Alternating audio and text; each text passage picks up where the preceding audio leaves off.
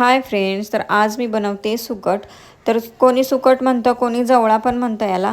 तर आमच्या इकडे तर सुकटच म्हणतात. तर सुकट चांगली साफ करून घेतली मी. त्याच्यामध्ये खडे वगैरे असतात, तर ती साफ करून घ्यायची. त्याच्यानंतर भाजायला ठेवली कढईमध्ये. बारीक गॅसवर चांगली 2-3 मिनटं भाजायची आहे.